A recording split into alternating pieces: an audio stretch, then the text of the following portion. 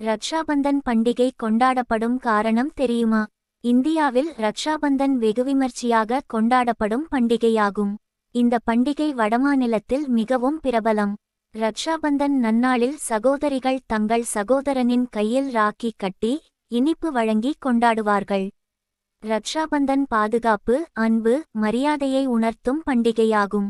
தற்போது இந்த பண்டிகை ஜாதி மதபேதமின்றி இரத்தபந்தமின்றி ஒருவர் நலனில் அக்கறை கொண்டவர்கள் அவர்களை சகோதர சகோதரியாக ஏற்றுக்கொள்ளும் பண்டிகையாக மாறிவிட்டது. ஒருமுறை பகவான் ஸ்ரீ கிருஷ்ணருக்கு கையிலே காயம் ஏற்பட்டு இரத்தம் வழிந்தோடியது. இதை பார்த்த பாண்டவர்களின் மனைவியான திரௌபதி தன் புடவையின் தலைப்பைக் கிழித்து கிருஷ்ணரின் மணிக்கட்டில் கட்டிவிட்டு கையிலிருந்து வழியும் இரத்தத்தை தடுத்தார்.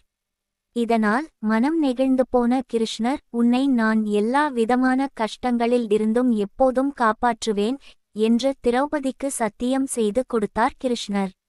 இந்த சத்தியத்தின் அடிப்படையில்தான் கௌரவர்களின் சபையிலே திரௌபதி துகில் உரியப்பட்டபோது அவர் கிருஷ்ணா என்று கதறி கூப்பிட்டதும் புடவையை வளரவிட்டு திரௌபதியின் மானத்தை காப்பாற்றினார் கிருஷ்ணர். திரௌபதி கிருஷ்ணரின் கையிலே போட்ட கட்டைத்தான் ரக்ஷாபந்தன் என்று ஆவணி மாதம் பௌர்ணமி நாளன்று வடஇந்தியாவில் கொண்டாடுகிறார்கள். இன்னொரு புகழ்பெற்ற கதையும் உண்டு. விஷ்ணு புராணத்தின்படி பாலி ஒருமுறை விஷ்ணு பகவானிடம் தன்னுடன் தன் அரண்மனைக்கு வந்து தங்கி தன்னை காத்தருள வேண்டும் என்று வேண்டிக் கொள்வார்.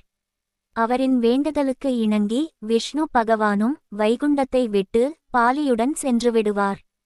விஷ்ணு பகவானின் பிரிவை தாங்க முடியாத லக்ஷ்மி தேவி பெண் வேடத்தில் பாலியின் அரண்மனைக்குச் சென்று அவரின் கையிலே வண்ணமயமான கயிற்றை அவரின் பாதுகாப்பிற்காக என்று கட்டிவிடுவார்.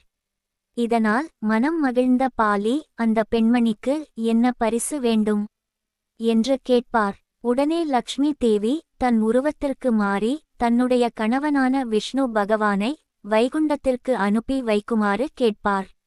அதை பாலியால் மறுக்க முடியாமல் ஏற்றுக்கொள்வார். பெண்கள் தங்கள் சகோதரர்களுக்கும் சகோதரர்களாக நினைப்பவர்களுக்கும் கையில் ராக்கி கட்டி திலகமிட்டு ஆரத்தி எடுப்பார்கள். இதை ஏற்றுக்கொள்ளும் ஒவ்வொரு ஆணும் அந்த சகோதரியின் பாதுகாப்பிற்கும் வாழ்க்கை நலனுக்கும் உறுதுணையாக இருப்பதாக கூறி சத்தியம் செய்வதாக அர்த்தம். வடஇந்தியாவில் மட்டுமே பிரபலமாக இருந்த ரக்ஷாபந்தன் தற்போது தென்னிந்தியாவிலும் பிரபலமாக பல குடும்பங்களில் கொண்டாடப்படுவது மகிழ்ச்சியான விஷயம்.